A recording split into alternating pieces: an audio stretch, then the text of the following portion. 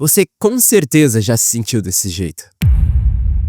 Bom, não desse jeito, não com essa língua pra fora, se babando, mas esse é o sentimento de raiva. Um sentimento que nos serve como um mecanismo biológico para nos defender, seja de injustiças, agressões e coisas que nos desagradam. Eu sei que eu falando isso pode não soar muito certo por conta do jeito que a gente acaba usando ela. Alguém com raiva sempre vai usar ela pra xingar outra pessoa, bater ou descontar essa raiva. E por conta disso, ninguém sabe que ela é mais do que só uma emoção ruim, mas sim um dos maiores combustíveis que fez esse cara aqui aprender a usar ela ao seu favor e se tornar o melhor no que faz. Ou melhor, esse cara aqui.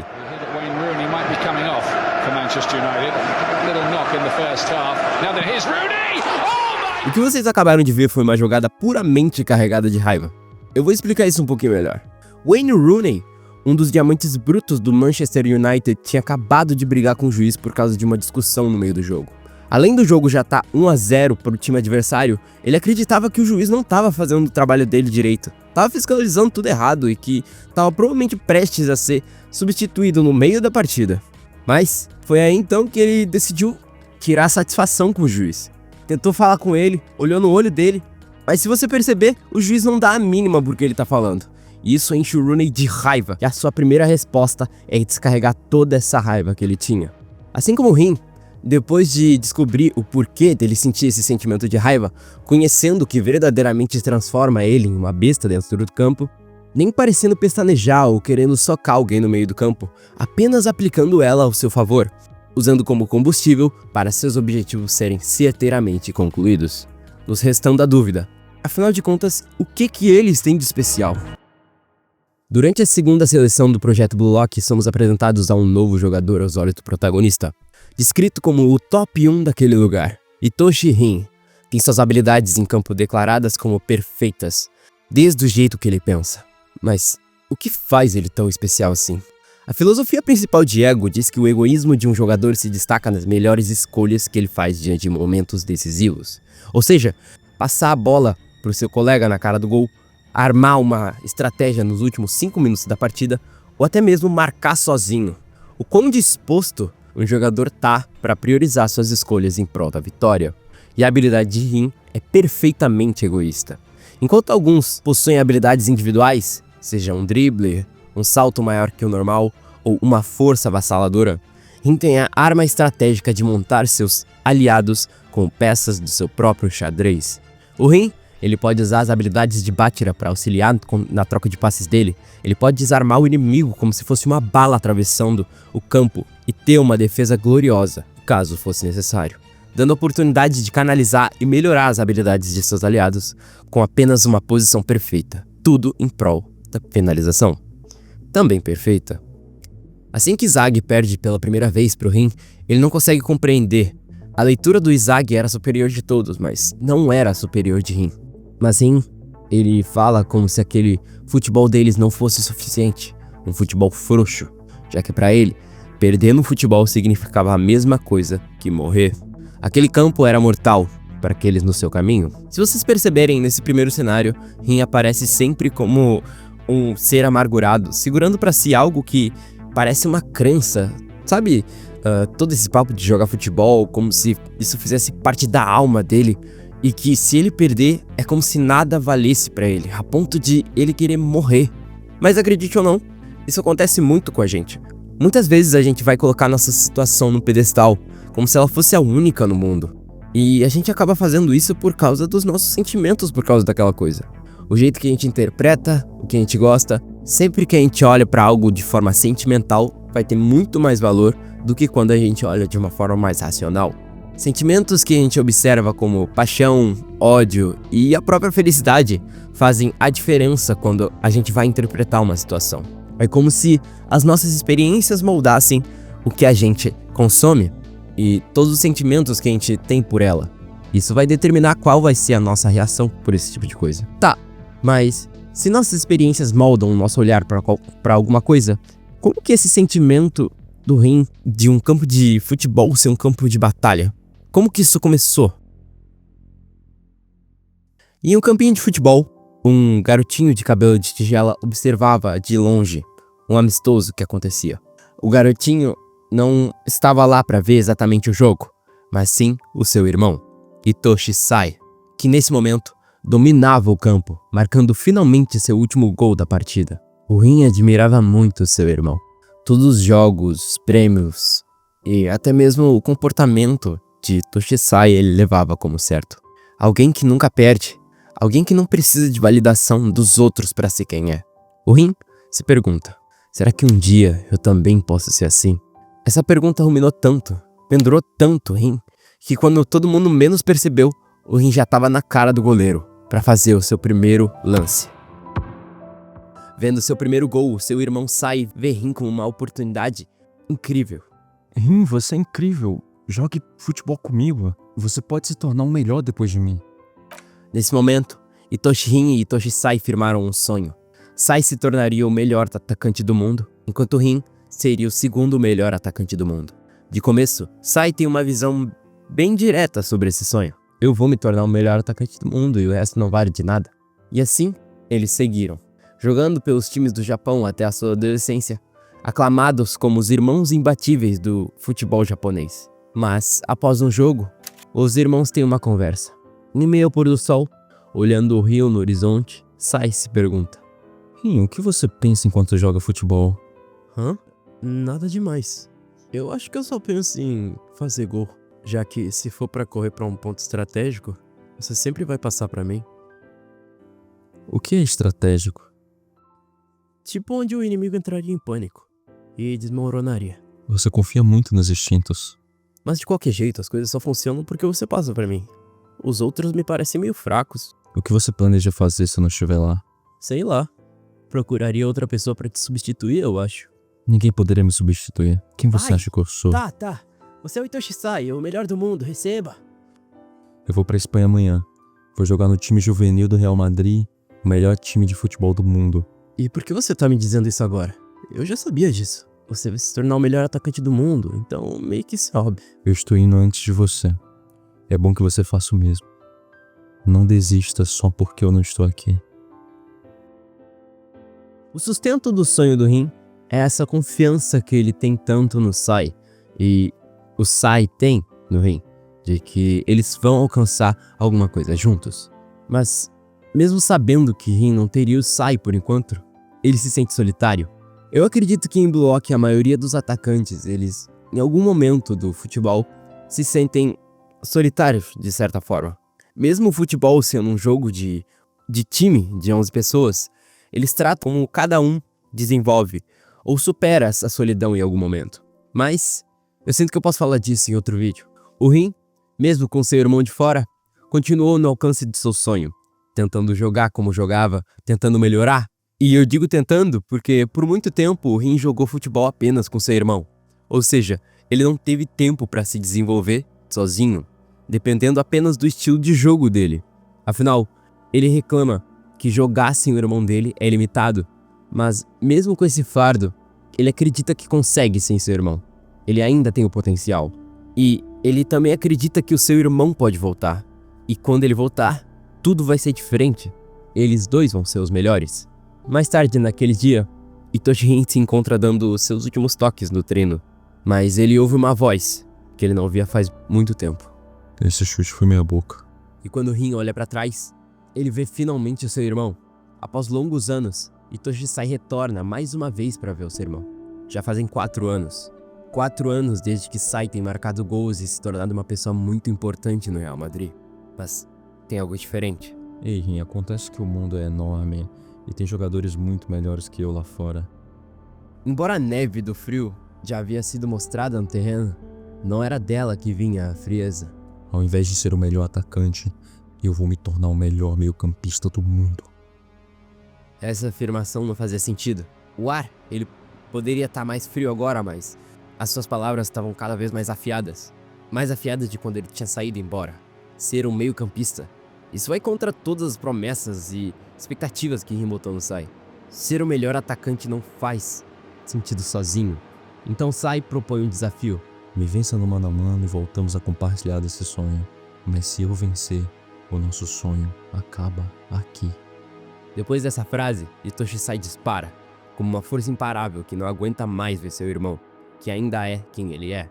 Agora, com um gostinho do Mundial, o nível de Rin não é nada comparado ao nível de Sai. Ele até mesmo pergunta diretamente pro Rin. Nesses 4 anos em que eu estive fora, o que você andou fazendo? Mas, mesmo que ele tentasse explicar, dizendo que deu tudo de si, que queria ser reconhecido pelo Japão que nem seu irmão, que cumpriu a promessa de ser o melhor do Japão. Isso foi tudo por conta do irmão. E como o último prego no caixão, Sai fala. Então desiste. Você queria que eu te consolasse por acaso? Babaca. Melhor do Japão. Me substituir. Nunca mais me use como motivo para jogar futebol. O começo da raiva de Rin existe pela interpretação da fala de Sai. Não me use como uma desculpa para jogar futebol, que pode soar como um eu não quero mais que você jogue comigo. Afinal, você só servia para isso. Mas eu acredito que essas palavras duras foram moldadas a partir da frase conquiste sua independência. Jogue apenas por você e não por mim. Mas Rin acredita na possibilidade de que ele foi usado apenas para treinar, uma confiança rompida. Desde então, a raiva de Rin foi acumulada e fomentada por essa situação. A nossa interpretação das coisas, das situações que a gente se mete e de como a gente lida com elas, de começo sempre vai ser por impulsos emocionais. Criado nessa expectativa do irmão, ainda na adolescência, fez com que Rin fizesse o máximo para que aquele sonho fosse realidade. Um esforço, tempo investido e tudo isso para essa expectativa. Até mesmo essa validação do Sai. Quando Rin recebe a notícia de que seu irmão quebrou suas expectativas, o emocional dele é atingido primeiro. Nosso instinto humano faz com que nossa resposta a algumas coisas sejam primeiro emocionais do que de fato racionais. É mais simples e mais rápido para que nós entendermos uma informação quando ela tem um peso emocional. Por isso que nossas memórias tristes ou felizes são coisinhas que a gente preserva mais do que algo que a gente pensou ou racionalizou. E nesse sentido de memórias, o que eu quero dizer é que você consegue aprender muito mais na prática, porque na prática você vai estar sentindo alguma coisa, você vai sentir dor, você vai sentir ou o acerto, do que apenas na teoria. Se você apenas ler o livro ou alguma coisa, só apenas lendo as palavras, você não vai sentir nada e não vai entender nada. E, consequentemente, não vai absorver nada.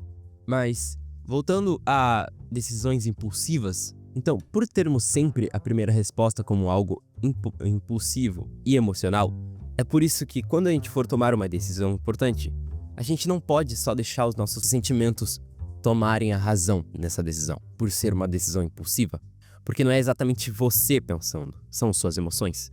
Às vezes, para as decisões que você quer tomar não serem erradas ou você não se arrepender depois, você primeiro precisa respirar e analisar e principalmente digerir aquela informação. O Rin, ele precisou digerir a informação de que ele não ia ter mais o irmão dele ao lado dele para se tornar o segundo melhor.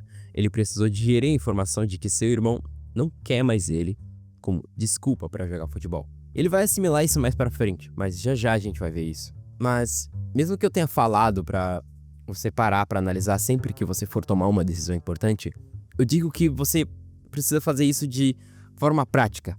Eu, por exemplo, toda vez que eu tenho uma escolha importante para fazer, eu costumo pensar com calma. Eu tiro um tempo para escrever, eu coloco os prós e contras de cada situação, porque se você não tirar da cabeça e pôr no papel essa sua decisão, seus sentimentos vão começar a moldar a sua escolha. Essa prática também evita com que nosso cérebro sofra de um sequestro emocional, que é quando situações vistas como ameaçadoras ou estressantes, elas podem vir com uma resposta emocional ou basicamente impulsiva. O que ela faz basicamente é sequestrar a nossa capacidade do nosso cérebro de raciocinar. Porque quem vai estar conversando na mesa, além de ser você, do futuro ou do passado, vai ser a sua ansiedade, vai ser o seu medo, a sua raiva. Eu não sei se vocês já chegaram a assistir o vídeo do Grit, onde ele fala sobre valores, e ele fala sobre decisões, do vídeo de Tokyo Ghoul, se eu não me engano. Lá, ele explica que a melhor decisão é a sua preferência, e que se você ainda não sabe exatamente qual é a sua preferência, você pode usar os valores que ele cita no vídeo. Eu vou deixar o vídeo aqui embaixo na descrição para vocês verem melhor, esse vídeo é o meu favorito. Tá, mas resumindo esse exercício sobre os valores, você vai pegar cada aspecto da sua vida, que a gente chama de pilar, e vai fazer as perguntas. Isso vai mexer com meus princípios? Eles são contra ou a favor do que eu quero? Quais são as possíveis consequências dessa minha escolha? Quando você escrever isso, você vai realmente ter uma base melhor do que o seu pensamento realmente quer e não do que os seus sentimentos estão pedindo pra agora. Quando você realmente conseguir se satisfazer com a sua escolha, você não vai precisar se arrepender depois. Acreditem, a pessoa decidida não vai ser aquela que escolheu 1 milhão de coisas pra fazer e vai fazer seu 1 milhão de coisas. Até porque essa pessoa não existe, é humanamente impossível. A pessoa decidida, ela vai ser aquela que vai escolher uma coisa e vai seguir por esse caminho. E essa, por enquanto, tá sendo a principal diferença do Izag pro Rin. Assim que Izag perde pela primeira vez pro Rin, por conta da sua extrema tomada de decisões estratégicas e de como ele se porta diante delas, ele começa a desenvolver esse raciocínio também, aprimorando seus desafios no meio do campo, que mais tarde faz com que ele consiga essa revanche contra o Rin. Já estava na hora de decidir quem é que ia ser enterrado nesse campo. De primeira, é notório a evolução de Izag desde a primeira partida. Ele sabe como a visão humana pode ser uma arma forte para o futebol. Agora ele sabe se posicionar e usar seus companheiros assim como o Rin. Essa pedra no caminho está cada vez mais incomodando e cada vez mais chegando no nível de Rin. Eventualmente, com uma jogada decisiva, Rin leva a vitória novamente, frustrando os jogadores do time rival. O time ganhador poderia levar um dos atacantes do time rival para a próxima fase, mas de todas as vezes que eles escolheram, quem quer escolher dessa vez é o Rin, e a sua decisão é Izag Yoichi, que mesmo com as habilidades dos dois sendo até parecidas de certa forma, o Rin teve essa decisão de forma impulsiva. Você não vai afundar aqui, Izag Yoichi. Você vai ser o primeiro na fila a ver a minha ascensão mundial. De começo, as escolhas de Rin foram mais uma vez impulsivas, mostrando que ele ainda permanece nesse estado de escolher a forma mais emocional e menos analítica pela raiva. Mas eventualmente, esse estigma vai ter que ser quebrado. Após a seleção ter acabado, o Blue Lock passa por uma ameaça de ser fechado. E diante disso, o Ego confirma um acordo com a organização de futebol japonesa para que resolvam esse desacordo em uma partida decisiva. E nessa seleção japonesa, o que mais se destaca é o prodígio japonês Hitoshi Sai. O Rin, ainda amargurado pelo histórico com Sai, fica aficionado em tentar, de todas as formas, superar Hitoshi Sai, tentando prever seus movimentos e até mesmo copiar seus chutes. Mas, ainda que fomentando essa crença, os dois lados da mesma frase ainda são interpretados de forma diferente pelos dois. Enquanto Sai quer que Rin busque a independência dele, não precisando mais de amarras ou obstáculos para jogar com o seu irmão, o Rin joga o futebol exclusivamente para se tornar o melhor que seu irmão. O irmão dele ainda é o motivo principal dele para jogar futebol, entendeu? Isso afeta até o andar do jogo em si, como o Rin dizendo para o Izag não se aproximar e que aquilo era assunto de família. Mas quanto mais tempo passava, mais o Rin pensava, mais o Rin se emocionava. Embora a raiva seja uma emoção natural como as outras, existem casos onde ela pode se manifestar de forma crônica ou descontrolada, se tornando um transtorno, como até mesmo um transtorno explosivo intermitente, que experimentam explosões de raiva desproporcional à situação. É tipo perder realmente a linha mesmo. Esse transtorno comumente vem de gatilhos. Quando alguma situação em específico ou algo assim acontece, nosso emocional tende a ligar as experiências que a gente já teve, como se ele tentasse de alguma forma usar algo que a gente já fez e que já nos acalmou, ou nos deu fuga para alguma situação. Assim como, por exemplo, tentar retomar o controle da situação, o que faz total sentido para as habilidades de mestre das marionetes dele, além de ele querer ter todo esse controle para ele. Afinal, se ele tem tudo no controle, ele consegue sempre ganhar. E assim, como alguém com uma raiva explosiva, Rin observa seus gatilhos cada vez mais se moldando e maquiando o seu ver. Para entrar no flow, você precisa perceber que o desafio ele é equilibrado bastante com suas habilidades e a sua confiança. E isso te torna 1000 vezes mais poderoso. E é isso que o Hitoshi Rin faz. Ele segue partindo para todos os adversários do Sub-20, destruindo um por um no estado de flow. O estado de flow do Rin é pegar a melhor arma do oponente e usar contra ele, esmagando da forma mais horrivelmente possível, humilhando ele em campo. Como por exemplo, usando a aceleração de um, se esgueirando através de outro, mudando até o centro de gravidade do seu oponente. A situação muda a cabeça de Rin, atingindo o flow da melhor forma possível. Em um breve momento, ele entende o que realmente estava lidando. Ele estava lidando com seus próprios pensamentos. Enquanto o Rin constantemente se fixava em algo ou alguém, ele esqueceu do que era realmente, que deveria ser realmente seu foco. Ele e suas habilidades. Quando ele finalmente entende o que seu irmão queria falar, como não me use como uma desculpa para jogar futebol, ele entende que ele deveria jogar por ele mesmo, e apenas para ele. Provar para ele mesmo que ele pode fazer o que ele quiser. Enquanto o estilo do Sai é calcular tudo perfeitamente para destruir o seu inimigo da forma mais linda possível, o Rin é aquele que utiliza da especialidade do adversário para destruir ele horrivelmente, querendo apenas quebrar o seu passado e renascer com um gol. Rin pede para Izag ficar longe, para não limitar suas possibilidades, descarregando toda aquela adrenalina em um chute, que ele infelizmente erra e faz com que a bola pare nos pés do seu irmão, o que refresca a memória dele, dizendo, ainda tá morno. Mas nesse ponto, o Rin nem liga mais pro que ele fala. Afinal, quem ele pensa que é? Quem ele acha que ele é agora? Ele não sabe pelo que o Rin passou para chegar até aqui. Tudo que ele fez foi ser arrogante com o Rin o tempo todo. Dessa vez, o Rin não chora com as palavras dele. O Rin entendeu. O Rin entendeu que essa raiva pode ser muito mais que um motivo de vingança. Essa raiva, ela tem um propósito. Então, os irmãos Itoshi avançam pro último 1 contra 1, que vai definir o valor dessa partida. A destruição contra a perfeição é algo, ironicamente, belo de se ver. Os balões não têm diálogo, apenas uma coreografia desenhada nesse duelo, que no final, o Sai arma uma jogada. Mas essa cena, o Rin já viu tantas vezes, que esse passe é clássico do Sai, e ele finalmente pode interceptar ele. Naquele momento, sim. Naquele momento, Itoshi Rin acabava de superar Itoshi Sai, chutando a bola pouco antes do drible, mas que infelizmente teve como resultado ela caindo nos pés do verdadeiro vencedor. Izag Yoichi dava o último chute pro gol, que cravava no meio da rede. E com Rin sendo indiretamente derrotado por Izag. As últimas palavras desse jogo, de Sai pra Rin, não poderiam ser piores. Eu me enganei. Eu achei que o Japão fosse incapaz de criar um atacante decente. Ele até mesmo consegue despertar os seus instintos. Aquele que pode mudar o futebol desse país é Yoichi Izag. Um egoísta daqueles pode ter o que é preciso. A cara do Rin já diz tudo. Enquanto o Izag recebia todos os holofotes, todos os elogios dos companheiros, o Rin ainda seguia quieto. Assim que todo mundo vai embora, Izag Yoichi tende a ser até um pouco inclusivo, né?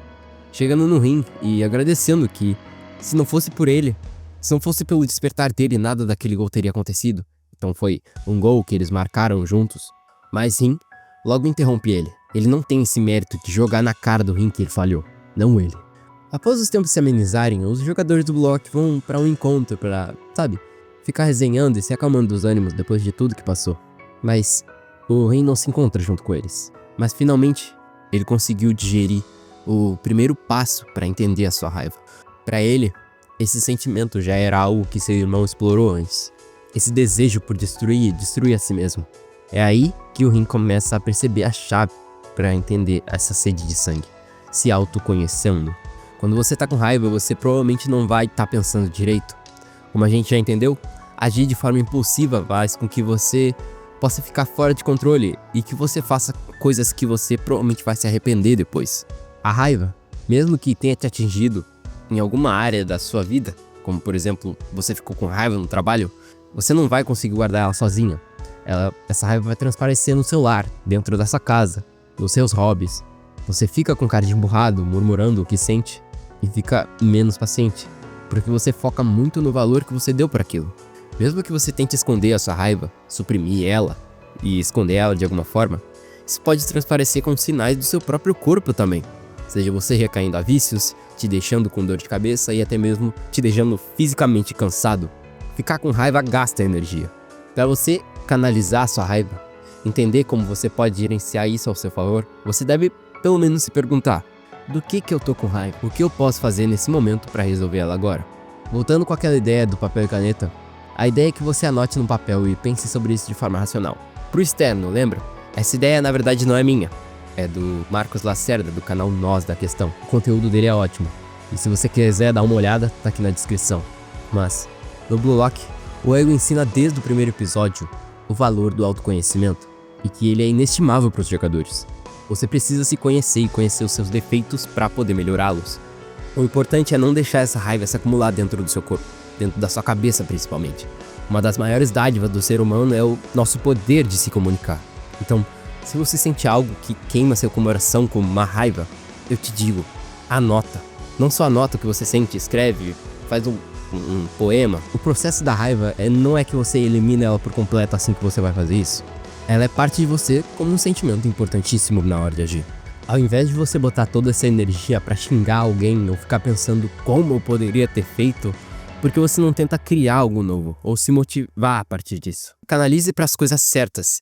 Por exemplo, vamos dizer que você foi traído igual o Rin foi traído pela confiança do Sai. Não adianta nada você focar o seu ódio na academia, focar o seu corpo, quando no resultado você quer só fazer isso pra provar pra aquela pessoa. Você não deve provar sua verdade acima dos outros, mas sim acima dos seus objetivos, seja ajudando o próximo, seja sendo uma pessoa melhor. Na sua raiva, se aquilo te consome e você desconta em outras pessoas, isso só vai te trazer maus frutos, porque você não vai estar cultivando uma relação saudável. Você vai estar regando com um ácido todo aquele jardim que você vai construir, tá ligado? Não tenha ódio das pessoas, tenha ódio de suas ações. E use essa injúria para considerar a melhora. Acima de tudo, seja sincero.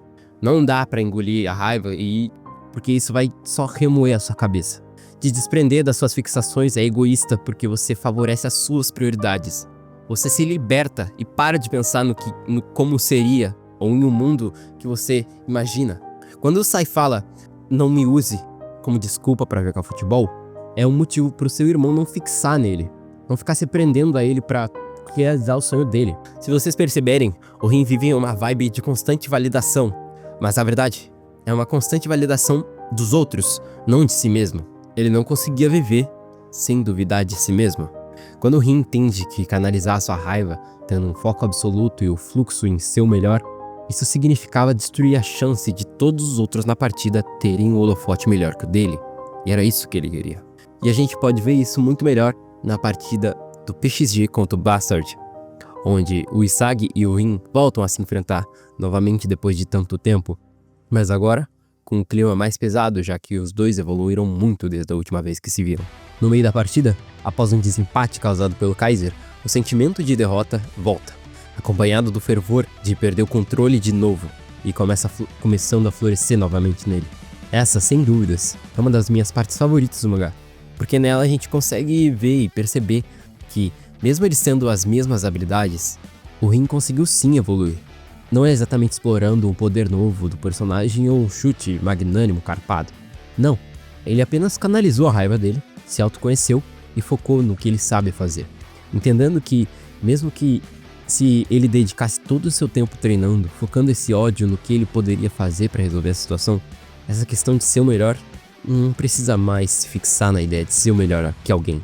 Apenas o gatilho de perder seu holofote novamente, o sentimento da pressão de um jogador abalar o seu estado de melhora, faz com que o campo de batalha seja enxergado como algo mortal. Afinal, perder é igual morrer.